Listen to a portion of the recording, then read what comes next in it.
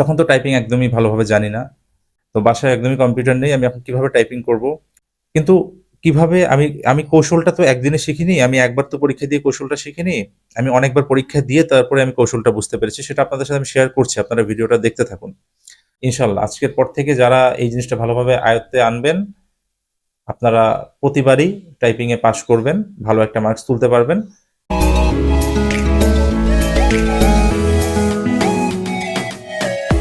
আসসালামু আলাইকুম। হামিদ জব প্রিপারেশনে আপনাদের সবাইকে স্বাগতম জানাচ্ছি। আশা করি আপনারা সবাই ভালো আছেন। আজকের যে ভিডিওটা সেটা খুবই গুরুত্বপূর্ণ। অর্থাৎ আপনারা যারা অফিস সহকারী কাম কম্পিউটার অপারেটর অথবা ডাটা এন্ট্রি অপারেটর অথবা এই ধরনের যে টাইপিং এর জবগুলোর জন্য আপনারা অ্যাপ্লাই করে আসছেন, অথবা যারা রিটেনে পাশ করেও প্র্যাকটিক্যালে পারছেন না, বারবার ব্যর্থ হচ্ছেন, তাদের জন্য আজকের এই ভিডিও। কিভাবে আপনারা নিজেদেরকে টাইপিং এ সেরা করে তুলবেন অন্যদের থেকে, সেটা আজকের ভিডিওর মাধ্যমে আপনারা জানতে পারবেন। আমি সেই কৌশলগুলো নিয়ে আলোচনা করব। সো আপনারা সবাই ভিডিওটা ভালোভাবে দেখবেন এবং পারলে এটা শেয়ার করে দিবেন। এতে করে অন্যান্য যারা আছে তাদের এটা অনেক উপকার আসবে। তো বিষয় হচ্ছে, এটা রিকোয়ারমেন্ট হচ্ছে আপনি যখন এসব জবের জন্য অ্যাপ্লাই করবেন, আপনাকে প্রথমে রিটেন দিতে হবে। দেওয়ার পরে সেখানে কোয়ালিফাই হলে এরপরে প্র্যাকটিক্যাল দিতে হবে। এরপরে কোয়ালিফাই হলে ভাইবা দিতে হয়। তো সেক্ষেত্রে যেটা হয়, প্র্যাকটিক্যালে আপনি কোয়ালিফাই করলেও অনেক সময় আবার ভাইবার মধ্যেও, অর্থাৎ ভাইবা বোর্ডের মধ্যেও কম্পিউটার থাকে, ওখানে আপনাকে টাইপ করতে দিবে, অর্থাৎ দেখার জন্য যে আপনি ঠিকঠাকভাবে ঠিকঠাকভাবে কি প্র্যাকটিক্যাল পাস করে এসেছেন কিনা। কেননা অনেকেই আছে যারা প্রক্সি দেয়, অনেক সময় ধরা খায়। তো এদের কারণেই যারা ভালো পারে, তো যারা ভালো পারে তারা তো ভালো পারেই, তো এদের কারণেই এখন এই ব্যবস্থা করা হয় যে অর্থাৎ আপনি প্র্যাকটিক্যালে পাস করার পরেও ভাইবা বোর্ডেও আপনাকে এটার একটা স্যাম্পল আপনাকে দেখাতে হবে যে আপনি টাইপিং ভালো পারেন। তো এখন বিষয়ে আসি, সেটা হচ্ছে কিভাবে নেওয়া হয় পরীক্ষাগুলো। অর্থাৎ কোনো কোনো পরীক্ষায় দেখা গিয়েছে 5 মিনিট হচ্ছে বাংলা, 5 মিনিট ইংরেজি টাইপিং টেস্ট নেওয়া হয়। আবার কোনো কোনো পরীক্ষায় 10 মিনিট ইংলিশ অথবা 10 মিনিট বাংলা এভাবে নেওয়া হয়। আবার অনেক ক্ষেত্রে দেখা যায় যে আপনাকে এক্সেলেও অনেক সময় কাজ করতে দিতে পারে। যেমন আমি যখন জনস্বাস্থ্য প্রকৌশল অধিদপ্তরে যখন অফিস সহকারী কম্পিউটার পদের জন্য অ্যাপ্লাই করেছিলাম এবং যখন আমি প্র্যাকটিক্যাল দিয়েছিলাম, তখন just 5 minute, 5 minute Bangla, 5 minute ইংরেজি, আই থিঙ্ক, মনে নেই 10 মিনিট নাকি 5 মিনিট ছিল। তো সেটা করেছি, ওটাই ছিল। কিন্তু যখন আমি এই যে শিক্ষা প্রকৌশল অধিদপ্তর যখন আসলাম, যখন ডাটা এন্ট্রি অপারেটর পোস্টের জন্য যখন অ্যাপ্লাই করেছিলাম, তখন আমাদের বাংলাও ছিল, ইংরেজিও ছিল, পাশাপাশি এক্সেলও আমাদেরকে করতে হয়েছে। তো আমার অভিজ্ঞতা থেকে আমি আপনাদের সাথে বিষয়গুলো শেয়ার করছি, কিভাবে আপনি নিজেকে সেরা করে তুলবেন টাইপিং এ। তো বিষয়বস্তু হচ্ছে, একটা বিষয় লক্ষ্য করলে দেখতে পারবেন যে যারা এসব জবের জন্য অ্যাপ্লাই করে থাকে, তারা অনেকেই আছে খুব ভালো টাইপিং পারে, কিন্তু রিটেনে কোয়ালিফাই করে না, অর্থাৎ রিটেনে প্রপার প্রিপারেশন না থাকে, তারা কোয়ালিফাই করতে পারে না, কিন্তু টাইপিং এ খুব ভালো।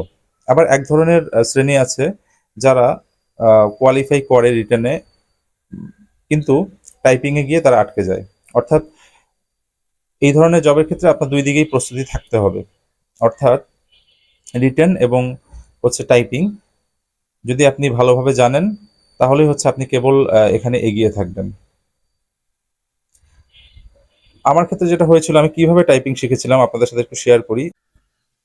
তো আমি এসএসসি পরীক্ষা কমপ্লিট করার পর যুব উন্নয়ন অধিদপ্তর থেকে 6 মাসের একটি কম্পিউটার কোর্সের ট্রেনিং করি, অর্থাৎ যেটা অফিস প্রোগ্রামের উপরে যে ট্রেনিংটা হয়।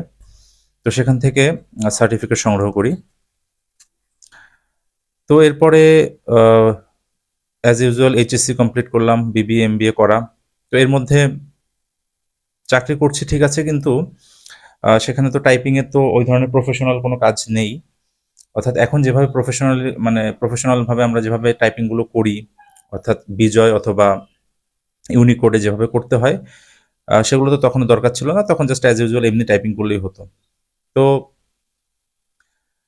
এরপরে প্রথম রিটেনে পাশ করেছিলাম সমাজসেবা, যেটা অধিদপ্তর, এবং এনসিটিবি, এই দু জায়গায়। তো যখন রিটেনে কোয়ালিফাই হলাম, তো মেসেজ আসলো। এরপরে তখন তো টাইপিং একদমই ভালোভাবে জানি না, কি করব, পুরো একটা মানে হযবরল অবস্থা, কিভাবে পরীক্ষায় অ্যাটেন্ড করব। আর তখন এমন এক অবস্থা যে আমার যে কম্পিউটার ছিল, অর্থাৎ আমার যে ল্যাপটপটা ছিল, সেটা বেশ কয়েক বছর আগেই আমি সেল করে দিয়েছিলাম। আমার ওয়াইফের একটা ল্যাপটপ ছিল, ওটা আনফরচুনেটলি যেভাবেই হোক সেটা নষ্ট হয়ে গিয়েছিল। তো বাসায় একদমই কম্পিউটার নেই, আমি এখন কিভাবে টাইপিং করব, খুবই চিন্তার মধ্যে পড়ে গেলাম। অফিসে আছে, অফিসে গেলে অফিসিয়াল টাইমগুলোতে তো আমাকে কাজের মধ্যে থাকতে হয়। তো সেক্ষেত্রে এখন কিভাবে আমি টাইপিং প্র্যাকটিস করব? তো যেটা করলাম, তখন একটা কম্পিউটার নিলাম, অর্থাৎ ৯-১০ হাজারের মধ্যে একটা সেকেন্ড হ্যান্ড একটা কম্পিউটার নিলাম। নেয়ার পরে সেটা দিয়ে মোটামুটি প্র্যাকটিস করতে লাগলাম। সেটা দিয়ে প্র্যাকটিস করলাম। এখন করার পরে আমি দেখলাম যে কিভাবে শুরু করলাম সেটা বলি। সেটা হচ্ছে তখন তো একদমই টাইপিং পারি না। তো আমার ওয়াইফের কাছে কিছু শিট ছিল, অর্থাৎ বিজয়ে মানে আমি যে বাংলা লিখবো, তখন তো বাংলা মানে মনে হতো যে কোয়াইট ইম্পসিবল, আমি তো বাংলা পারবোই না। ইংলিশে যাই হোক মোটামুটি মানে তুলে ফেলা যাবে, কিন্তু বাংলায় তো এত স্পিড, এটা কিভাবে আমি তুলবো? এটা তো সম্ভবই না। তো যাই হোক, আমি আমি আমার ওয়াইফের কাছে কিছু শিট ছিল, ও কোর্স করেছিল। সেই শিট নিয়ে সেটা দেখে দেখে আমি বাংলা অল্প অল্প করে শিখতে লাগলাম, এবং আলহামদুলিল্লাহ দেখলাম যে আমার 20+ অর্থাৎ 22-23 এমন আসে, মানে বাসায় বসে আমার এটা আসছে। তো যাই হোক, চিন্তা করলাম যাক মোটামুটি একটা পরীক্ষা দেওয়া যাবে, আর আল্লাহ তাআলা যদি রহম করে তাহলে তো পরীক্ষায় পাশও করে ফেলবো ইনশাল্লাহ। দেখি, প্রথমবার যেহেতু। তো পরীক্ষা দিতে গেলাম, মানে আমি তো কনফার্ম যে আমি পাশ করে ফেলবো, আমার 20+ হয়। কিন্তু আসলে আপনার বাসার পরিবেশ আর মানে অর্থাৎ আপনি যেখানে পরীক্ষা দিতে যাচ্ছেন ওখানকার পরিবেশ কিন্তু সেম না। কিন্তু কিভাবে আমি আমি কৌশলটা তো একদিনে শিখিনি, আমি একবার তো পরীক্ষা দিয়ে কৌশলটা শিখিনি, আমি অনেকবার পরীক্ষা দিয়ে তারপরে আমি কৌশলটা বুঝতে পেরেছি। সেটা আপনাদের সাথে আমি শেয়ার করছি, আপনারা ভিডিওটা দেখতে থাকুন। তো গেলাম, যাওয়ার পরে বসলাম, মোটামুটি নিজের মধ্যে একটা কনফিডেন্স আছে যে পারবো ইনশাল্লাহ। তো যখনই শুরু করলাম টাইপিং, চারপাশ থেকে অনেকে তো আছে অনেক আগে থেকে অভিজ্ঞ, চারপাশ থেকে মানে ধাপাধাপ মানে কিবোর্ডের সাউন্ড, মানে আমি শুরু করব কি, এই সাউন্ড শুনেই আমার অবস্থা খারাপ হয়ে গিয়েছে। আমার হাত কাঁপাকাঁপি, আঙুল কাঁপাকাঁপি শুরু করে দিছে। তো এখন আমি কি করব? দেখা গেছে আমি পরে দিয়ে আমি 18-19-এর মতো তুলতে পারছি। ওখানে আমার 18-19-এর মতো আসছিল বাংলায়। তো আমি ওখানে পাস করিনি। তো এরপরে বাসায় চলে আসলাম। বাসায় চলে আসার পরে তো মানে মন মেজাজ খারাপ যে টাইপিং এর জবে আমি আর অ্যাপ্লাই করব না।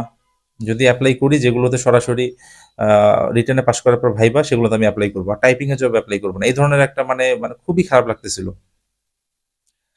তো এরপরে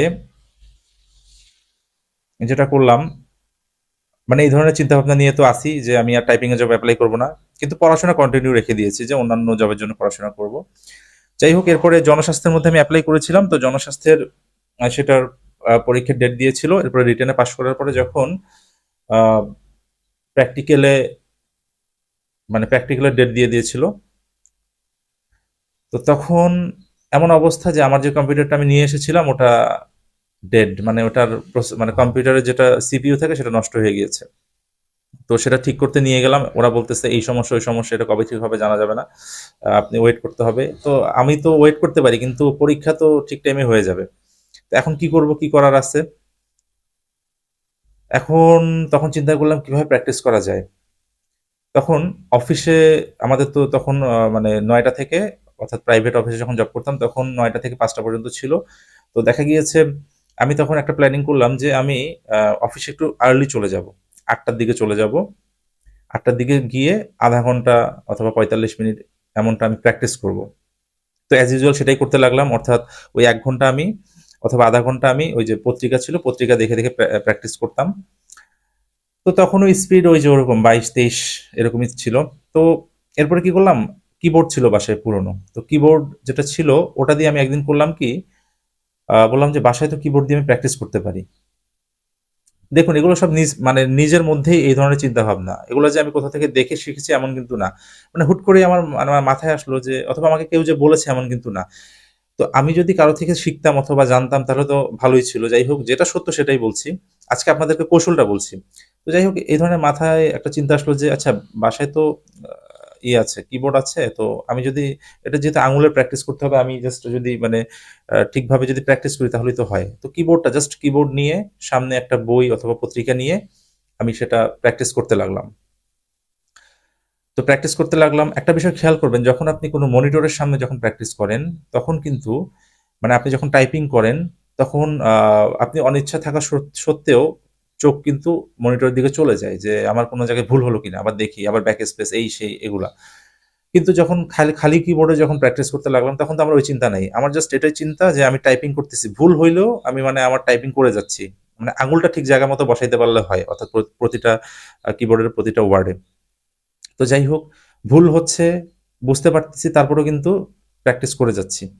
তো এভাবে যখন খালি কিবোর্ড দিয়ে বাসায় প্র্যাকটিস করতাম রাতে, করে যখন এর পরের দিন সকালে গিয়ে আমি সকাল সকাল গিয়ে যখন মানে পত্রিকা দেখে যখন টাইপ করতাম কম্পিউটারে, মানে বিশ্বাস করবেন না, আনবিলিভেবল, আমার স্পিড আলহামদুলিল্লাহ অনেক বেড়ে গিয়েছে তখন।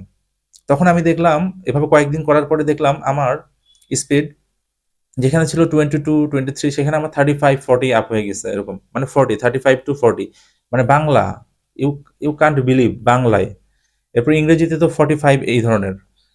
তো এখন বিষয় হচ্ছে, আমি যে বাংলাটাকে সবচেয়ে বেশি ভয় পাইতাম, ওই বাংলাটাই আমার এখন সবচেয়ে ভালো হয়। মানে বিশ্বাস করবেন না, ওই বাংলাটায় আমি আলহামদুলিল্লাহ, আমি যতবারই যেখানে পরীক্ষা দিই আমার 35+ আসে বাংলাতে। আর ইংরেজিতে তো আসেই আলহামদুলিল্লাহ ভালো। যাই হোক, তো এখন আমি এভাবে প্র্যাকটিস করতে করতে তখন আমি কৌশলটা শিখে গেলাম। এটা ছিল একটা কৌশল। পরের কৌশলে আসি। দ্বিতীয় কৌশল হচ্ছে, আপনি যখন পরীক্ষার হলে যাবেন, অর্থাৎ প্র্যাকটিক্যাল যখন দিতে যাবেন, তখন অবশ্যই যখন টাইম স্টার্ট করবে, আর অ্যাজ ইউজুয়াল তো আপনি তো কম্পিউটার বেসিক গুলো তো আপনি জানেনই, আপনি কিভাবে ফাইল রেডি করতে হয় সেগুলো সবকিছু ওকে করে যখনই আপনাকে টাইপিং শুরু করতে বলবে, আপনি যেটা করবেন, আপনি অন্যদের মতো তাড়াহুড়া করে শুরু করবেন না। যদি আপনি তাড়াহুড়া করে শুরু করেন, আমি কিন্তু ওই যে সমাজসেবা অধিদপ্তরে তাড়াহুড়া করে শুরু করতে গেছিলাম, আমি ধরা খাইছি। অর্থাৎ বাট খুব এক্সাইটেড হয়ে শুরু করছিলাম যে আমাকে তাড়াতাড়ি শেষ করতে হবে, তখনই কিন্তু আমি ধরা খাইছি। তো এরপরে আমি যেটা করলাম, জনস্বাস্থ্য প্রকৌশল অধিদপ্তরে যখন আমি প্র্যাকটিক্যাল দিতে গেলাম, তখন আমি আর যেটা করলাম সেটা হচ্ছে, টাইম স্টার্ট হয়েছে, আমি জাস্ট হচ্ছে গ্রাজুয়ালি, অর্থাৎ আমি একদম নর্মালি, সাউন্ড প্রচুর হচ্ছে বাট আমি নর্মালি শুরু করলাম। দেখুন, একদম স্লো শুরু তো করা যাবে না। একদম স্লো শুরু করলে তো আপনি এখানে তো ধরা খেয়ে যাবেন। তো যতটুকু দরকার, একদম এক্সাইটমেন্টে না গিয়ে যতটুকু দরকার অতটুকু আমি শুরু করলাম। শুরু করে গ্রাজুয়ালি আমি আমার স্পিড ইনক্রিজ করতে লাগলাম। এবং যখন আমি টাইপিং করতে লাগলাম, তখন আমি চিন্তা করতাম যে হোক নরমালি, একদম মনে হচ্ছে না যে আমি কোথাও পরীক্ষা দিতে আসছি। আমি যেমন অফিসে যেভাবে টাইপ করছি অথবা বাসায় যেভাবে টাইপ করছি, আমি ওভাবেই টাইপ করতেছি। তো এভাবে যখন মনে করে যখন আমি টাইপিং করতে লাগলাম, তখন দেখলাম যে আলহামদুলিল্লাহ গ্রাজুয়ালি আমার স্পিড অনেক বেড়ে গেছে। আমি ওখানে ডুবে গেছি, অর্থাৎ আমি যেটা লিখতেছি আমি ওইটার মধ্যে ডুবে গেছি। আমার আশেপাশে কোনো কিছুর খেয়াল নেই। তো পাশের যারা দায়িত্বরত ছিল, তো উনি এসে আমার টাইপিং দেখতেছে। তো আমি সহ আরো আমরা যারা 2-3 জন ছিলাম, আমরা আলহামদুলিল্লাহ অনেক ভালো টাইপ করেছি ওখানে। তো টাইপিং দেখে মানে আল্লাহর রহমতে অনেক ভালো একটা প্রশংসা করেছে উনি। তো আমি যেখানে একদম টাইপিং পারতামই না, সেখানে ওনাদের প্রশংসা পাওয়া মানে অন্যরকম একটা বিষয় সেখানে। তো যাক, আলহামদুলিল্লাহ সেখানে পাশ করে গেলাম। তাহলে টেকনিকটা কি, কৌশলটা কি পেলেন? আপনি যখন প্র্যাকটিক্যাল দিতে যাবেন, তখন আপনি হাইপার হবেন না। আপনি প্রথমে নরমালি শুরু করবেন। নরমালি শুরু করে করে গ্রাজুয়ালি আপনার মানে স্পিডটা বাড়াবেন। প্রথমেই শুরু করে খুব হাইপার হয়ে যাবেন না, তাইলে আপনার ভুল হবে। আর এটা গেল একটা। তো এরপরে আলহামদুলিল্লাহ চাকরিটা তো হয়েছিল। এরপরে যখন শিক্ষা প্রকৌশল অধিদপ্তরের, এটা একটু আপনাদের সাথে শেয়ার করি। এগুলো শেয়ার করলে মানে শেয়ার করার বিষয়টা হচ্ছে যে আমি শূন্য থেকে কিভাবে আমি পূর্ণ হলাম, অর্থাৎ কিভাবে আমি এগুলো পারছি, এই জিনিসটা কিন্তু মানে জানলে এটা আপনাদের ক্ষেত্রে অনেক ওইটা উপকার আসবে আপনাদের বিষয়টা। তো যাই হোক, এরপরে শিক্ষা প্রকৌশল অধিদপ্তরও সেম, পরীক্ষা দিতে গেলাম। তো আলহামদুলিল্লাহ যে বোর্ডে পরীক্ষা দিয়েছি সেই বোর্ডে সবার আগেই আমি শেষ করেছি, অর্থাৎ টাইপিং। তো আমাকে যিনি ছিল উনি বললেন, কাঁধে হাত রেখে বললেন বেস্ট অফ লাক। আসলে এই ধরনের যে প্রশংসাগুলো কতটা যে ভালো লাগে, মানে একদমই আমি যেখানে পারতাম না সেখানে আজকে আমি মানে সবার আগে শেষ করতে পারতেছি, আমাকে বলতেছে বেস্ট অফ লাক, মানে এই ধরনের কমেন্ট পাওয়া আসলে ইটস মানে রিয়েলি নাইস, আমি কি বলবো, অন্যরকম বিষয়। তো যাই হোক, আলহামদুলিল্লাহ সেখানেও অনেক ভালো হলো। তো এরপরে এখানে তো চাকরি করতেছি, এরপরে বিভাগীয় কমিশনারের কার্যালয় যেটা রংপুর আছে সেখানে দিয়েছিলাম। সেখানেও আমাকে আলহামদুলিল্লাহ অনেক প্রশংসা করেছে। সেখানে অনেক ভালো তুলতে পেরেছিলাম স্পিড, যদিও চাকরিটা হয়নি। যাই হোক, আনফরচুনেটলি যাক, আল্লাহ যা করে ভালোর জন্যই করে, চাকরি হয়নি, কিন্তু ভালো মানে কমেন্ট পেয়েছিলাম, অর্থাৎ ভালো একটা প্রশংসা পেয়েছিলাম, এটাই এনাফ। তো এখন বিষয় হচ্ছে আপনি পারছেন না এই কারণে, অর্থাৎ আপনার এক্সাইটমেন্ট, আপনি যখন পরীক্ষার হলে যাচ্ছেন, আপনি যখন টাইপিং শুরু করছেন, আপনি খুব ভয় পাচ্ছেন, খুব তাড়াহুড়া করছেন, আয় হ্যাঁ আমার বুঝি ভুল হয়ে গেল, এই ধরনের চিন্তা ভাবনার কারণে আপনি অনেকের থেকে পিছিয়ে যাচ্ছেন। তাই আপনাকে ওই ধরনের চিন্তা করা যাবে না, আপনাকে চিন্তা করতে হবে যে আপনি যেভাবে অ্যাজ ইউজুয়াল বাসায় আপনি টাইপিং করে এসেছেন, আপনি ওই লেখাটাকে আপনি ওভাবে ফোকাস করেন, আপনি ওইটা দেখে আপনি ওভাবেই টাইপ করতে থাকেন। অর্থাৎ ভুল তো করবেন না, প্র্যাকটিস তো ভালোভাবে অবশ্যই করবেন, প্র্যাকটিস তো বাসা থেকে ভালোভাবে অবশ্যই করে আসবেন। অনেকে প্র্যাকটিস করে আসার পরও এ সকল হাইপার হওয়ার কারণেই কিন্তু আপনার ভালো মানে স্পিড তুলতে পারে না। তো এই জন্য এটা হচ্ছে একটা কৌশল। পারলে বাসায় হচ্ছে খালি কিবোর্ড দিয়ে আপনি প্রথমে ট্রাই করবেন, এরপরে গিয়ে মনিটরে আবার ট্রাই করেন, কোনো সমস্যা নেই। প্রথমে খালি কিবোর্ড দিয়ে আগে হাতের স্পিডটা বাড়ান। এরপরে অবশ্যই পরীক্ষার হলে গেলে আমি বারবার একই কথা বলছি, হাইপার হবেন না। আপনি অন্যরা কি করছে করুক, আপনি আপনার মতো করে টাইপিংটা শুরু করুন। আপনার মতো করে শুরু করবেন, ইনশাল্লাহ দেখবেন ভালো মার্কস আসবে আপনার, অর্থাৎ ভালো আপনি স্পিড তুলতে পারবেন সেখানে। তো এই হচ্ছে বিষয়। তো ইনশাল্লাহ পরবর্তীতে আরো গুরুত্বপূর্ণ অনেক বিষয় নিয়ে আপনাদের সাথে আলোচনা করব, আরো অনেক গুরুত্বপূর্ণ ভিডিও নিয়ে আলোচনা করব। তো এটা খুবই গুরুত্বপূর্ণ একটা ভিডিও ছিল। তো আশা করি এটা সবার কাজে লাগবে অনেক। তো ইনশাল্লাহ এখন থেকে যারা আপনারা ট্রাই করছেন, রিটেনে পাশ করার পরও মানে প্র্যাকটিক্যালে পাশ করতে পারছেন না, ইনশাল্লাহ আজকের পর থেকে যারা এই জিনিসটা ভালোভাবে আয়ত্তে আনবেন, আপনারা প্রতিবারই টাইপিংয়ে পাশ করবেন, ভালো একটা মার্কস তুলতে পারবেন। তো সবার জন্য শুভকামনা রইল, সবাই ভালো থাকবেন। আল্লাহ হাফেজ।